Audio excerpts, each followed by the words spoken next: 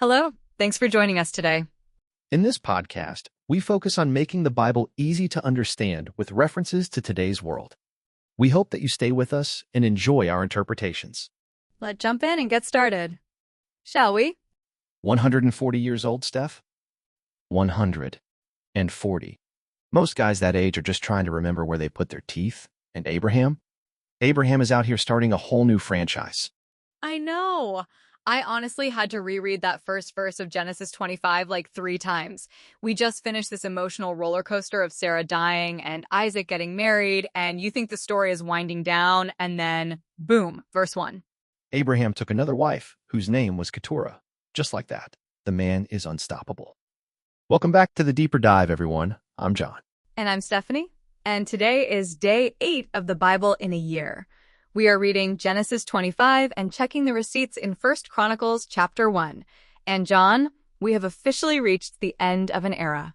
Today, we say goodbye to the man who started it all.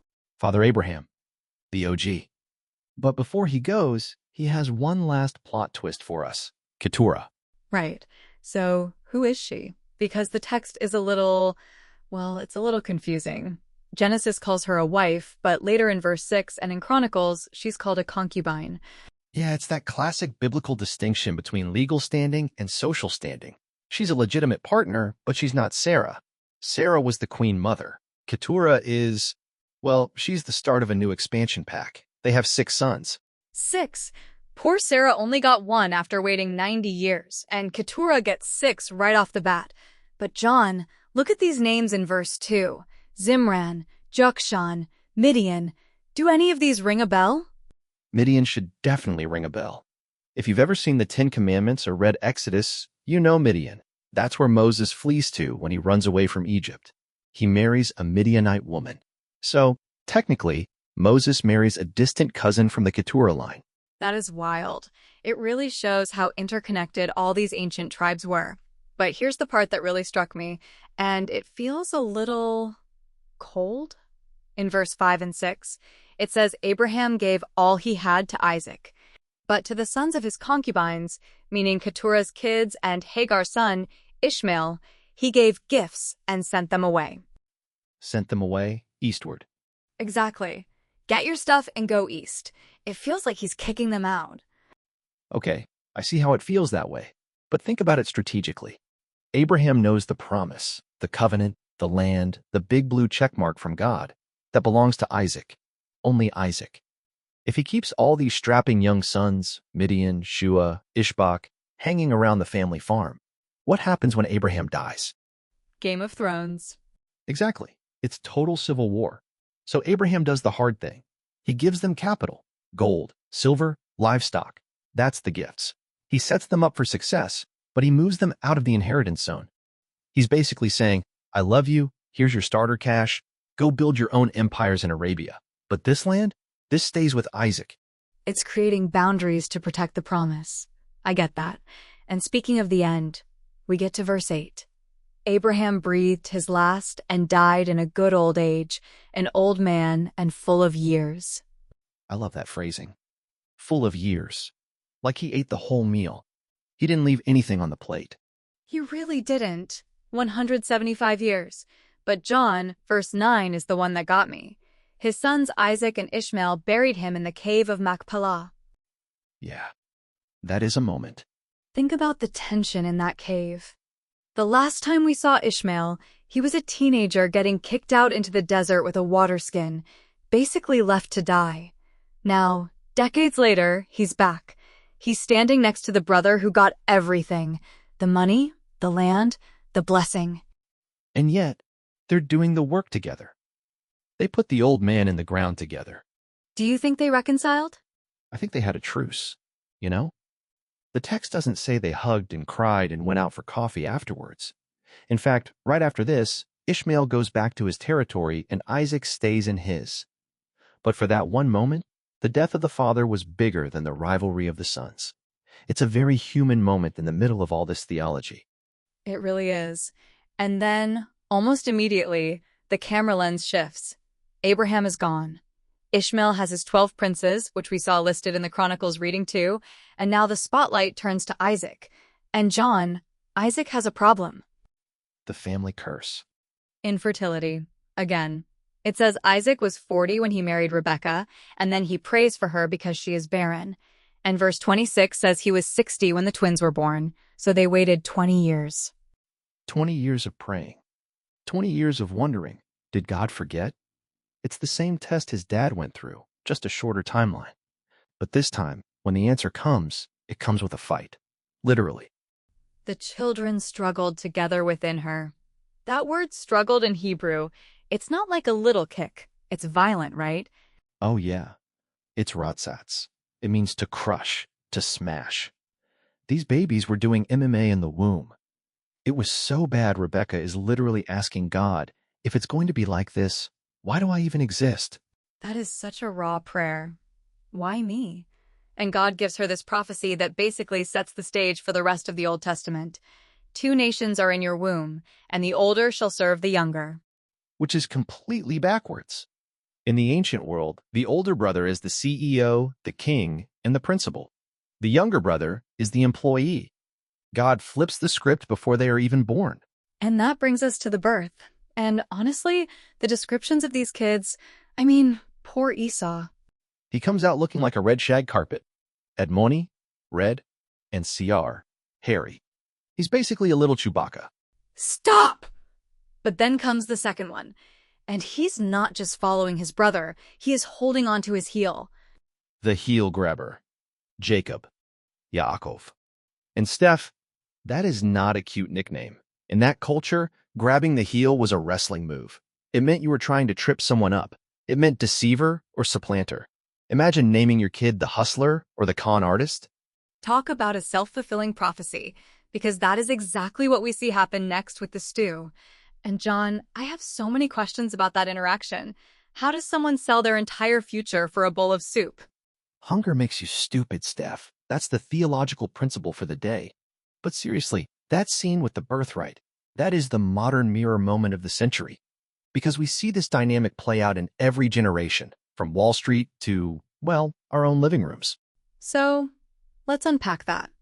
What exactly was the birthright, and why did Esau care so little about it? Let's get into it after the break. And we are back. So, before the break, we were talking about Abraham's exit strategy. He gives Isaac the inheritance, but he gives the other sons, the sons of Keturah, gifts. And honestly, Steph, this is a masterclass in estate planning. Is it? Because to the modern ear, it sounds a little harsh. Here's a bag of gold. Now, please move to a different zip code. It sounds harsh, but think about it. In the ancient world, and honestly, in the modern world too, proximity breeds conflict. Abraham knows that Isaac is the capital H heir. He gets the land, the covenant, the future. If the other brothers hang around, eventually they're going to want a piece of that action. Right. They'll want to graze their sheep in Isaac's best pastures. Exactly. So Abraham does what financial advisors today call an inter vivos gift. That's fancy Latin for giving while you're alive. He liquidates some assets, movable wealth like gold, silver, livestock, and he sets his other sons up. He essentially funds their startups. Go east, start your own kingdom, become a CEO. He makes them rich enough to leave, but he keeps the family business, the covenant, intact for Isaac. So it's not rejection, it's a settlement. He's buying peace for the next generation. Precisely. He's preventing a civil war. But speaking of civil wars, we have to talk about the twins. Because while Abraham managed to separate his kids, Isaac has 2 living in the same tent who are absolute polar opposites. Esau and Jacob. And the text paints such a vivid picture. Esau is the man of the field, a hunter. He's rugged, he smells like dirt and pine needles. And Jacob is described as a quiet man, dwelling in tents. Now, don't let the English fool you there. Quiet in Hebrew is tam. It can mean wholesome or complete. But in this context, it usually means he's domesticated. He's the guy who knows how to balance the checkbook and cook a meal. Esau is out killing dinner. Jacob is the one actually making it edible. And that brings us to the soup, the red stew. This has to be the most expensive lunch in human history. Without a doubt. So, set the scene. Esau comes in from the field. He's been hunting all day. He's exhausted. The Hebrew word is aif. It means faint or weary to the point of death. He is crashing hard. and he smells this stew Jacob is cooking. And he says, I love the literal translation here. Let me gulp down some of that red stuff. He doesn't even name the food. He just points at the color. Give me the red stuff. He is so driven by his appetite, he can't even use nouns. He's just grunting at colors. And this is where he gets his nickname Edom, which literally means red. He becomes defined by this moment of lust for food. But Jacob is cold here, John. His brother says, I'm starving, and Jacob says, sell me your birthright. No. Hello. No. How was your day? Just straight to business. Jacob is a shark. He sees leverage and he uses it. But we have to look at what Esau does, because this is the modern mirror for today. Esau says, I am about to die. Of what use is a birthright to me? He's being dramatic, right? He's not actually starving to death. He just missed lunch. He's being a drama queen, yes, but philosophically, he's a nihilist. He is saying, the future doesn't matter, only right now matters. The birthright was the leadership of the family, the double portion of the inheritance, and the spiritual responsibility of the covenant. It's worth millions in equity, and he trades it for a bowl of lentils. It's the ultimate short-term gain for long-term loss. It is. Imagine you have a winning lottery ticket worth $100 million, but you can't cash it for 10 years. But you're hungry right now, so you trade that ticket for a fast food burger. That is what Esau did. The text says at the end, thus Esau despised his birthright. He didn't lose it. He threw it away. Wow. Despised. That's a strong word. It means he treated it like it was worthless. And that's the warning for us. How often do we trade something permanent, our integrity, our family time, our long-term goals, for a bowl of red stuff? For a moment of pleasure or a quick payout? Esau is the patron saint of bad trades. That really puts it in perspective. We look at Jacob as the deceiver, but Esau was the one who didn't value what he had. Exactly. Jacob might have been ruthless, but at least he knew the value of the blessing. He wanted it. Esau just wanted lunch. But this whole rivalry, it actually started way before the soup. It started with a wrestling match at birth and a name that literally means heel grabber. We are going to dive into that name and the prophecy that started it all right after this break. And we are back. Okay, John. We have to rewind the tape. We talked about the soup and we talked about the sale of the birthright. But to really understand why Jacob did that, why he was so ruthless, we have to go back to the delivery room. Verse 26. The moment of truth. Or, should I say, the moment of tripping. Literally, the text says Esau comes out first, and then, immediately, his brother comes out with his hand holding Esau's heel. It's such a cinematic detail. You can just picture the midwife gasping. It's not just that they were close together, it's that the second one was trying to pull the first one back. He wanted to be first. And that is where we get the name. Yaakov. Jacob. Right. This is our Hebrew word study for the day, and it is a big one. The Hebrew word for heel is akwiv. So Yaakov basically means he who grabs the heel. Which sounds cute? Like a baby playing with his toes? No, Steph, it is definitely not cute. In the ancient Near East, grabbing the heel was an idiom. Think about wrestling. If you grab someone's heel, what are you trying to do? You're trying to trip them. You're trying to make them fall so you can get on top. Exactly. So the name Jacob doesn't just mean heel holder. It figuratively means the supplanter, the overreacher, or, if we want to be really blunt, the deceiver. Wow. Imagine putting that on a birth certificate. Meet our beautiful baby boy, the con artist. Here is little baby trickster. But that's the point. His name is a prophecy. His entire life is going to be a struggle to get what isn't technically his. He struggles with Esau in the womb. He struggles with him at birth. He struggles for the birthright. And later on, spoiler alert, he's going to struggle with his father-in-law, Laban. And eventually, he is going to wrestle with God himself. It really sets up the tension. You have Esau, who has the position but doesn't care, and Jacob, who has the desire but not the position. And that brings us to the most shocking part of this chapter. Verse 23. The prophecy Rebekah gets before they are even born. The older shall serve the younger. That breaks every rule of the ancient world, doesn't it? Every single one. Primogeniture, the right of the firstborn, was the law of the land. The firstborn gets the double portion. The firstborn gets the authority. For God to say, the older will serve the younger, is like saying, the intern is going to run the company and the CEO will bring him coffee. It's a total inversion of the natural order. Why does God do that? We saw it with Isaac and Ishmael, too. Ishmael was older, but Isaac got the blessing. Now Jacob is younger, but he gets the promise. It's the theology of election, Steph. God is making a point. The covenant isn't about biology. It's not about who was born first or who is the strongest hunter. It's about God's sovereign choice. He chooses the wrong brother to show that it's his grace, not their resume, that builds the nation. I love that. It takes the pressure off, in a way. You don't have to be the firstborn or the star athlete to be part of God's plan. You really don't. You can be the heel grabber. God can work with heel grabbers. In fact, he seems to prefer them. That is good news for the rest of us. Now, John, before we close the book on this episode, I want to circle back to Abraham one last time. We talked about his death earlier, but there's a specific phrase in verse 8 that I underlined. It says he died in a good old age and was gathered to his people. Vayesef elamav. It's a beautiful Hebrew phrase. But wait, didn't you say earlier that his ancestors were back in Mesopotamia? In Ur and Haran? Yes. And Abraham is buried in the cave of Machpelah in Canaan. Correct. So, if he's buried in a cave in Canaan and his people are buried hundreds of miles away in modern-day Iraq's Turkey, how was he gathered to his people? He wasn't buried with them.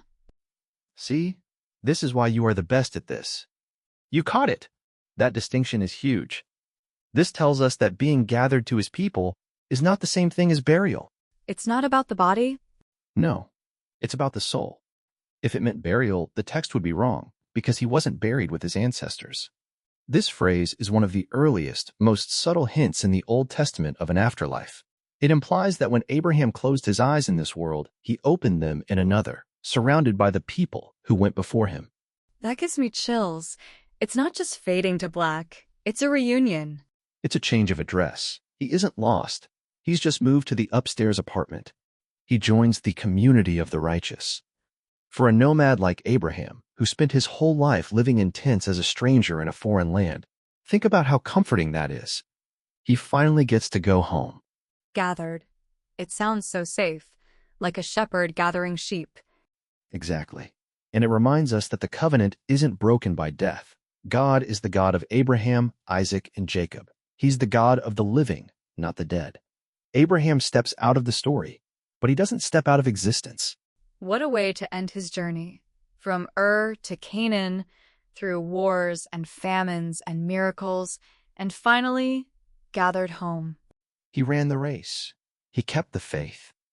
And now the baton passes to the twins. And let me tell you, Steph, if you think Abraham's life was dramatic, wait until you see the soap opera Jacob is about to start. I can't wait. The soup was just the appetizer. Oh, it's just the beginning. So, John, if we had to sum up this massive transition, Keturah, the death of Abraham, the birth of the twins, the red stew, what is the one thing we should walk away with today? I think it's this. God's plan survives our mess. Abraham had a messy family tree with Hagar and Keturah. Isaac and Rebekah had a messy parenting style with favoritism. Jacob and Esau had a messy rivalry. And yet, the promise marches on. God uses broken people to build a holy kingdom. I love that. We don't have to be perfect. We just have to be willing to be part of the story. Exactly.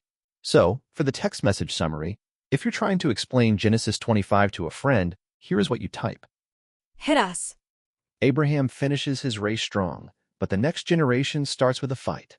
God chooses the younger underdog, Jacob, over the short-sighted older brother, Esau, to carry the family blessing. Perfect. The underdog over the short-sighted. That's the tweet. All right, guys, thank you so much for diving deep with us today. Tomorrow, we are reading Genesis 26. Isaac is going to face some familiar tests, like father, like son, and we're going to see if he passes them better than Abraham did. Make sure you subscribe so you don't miss it. We'll see you then. Bye. That brings us to the end of today's podcast. Thank you, everyone, for joining us. We really appreciate you listening in and walking through these chapters with us. Before you go, please take a second to like, subscribe, and leave a comment. We'd love to hear how these modern mirrors are helping you see the text differently. See you tomorrow for another exciting deep dive into the Word of the Lord. God bless.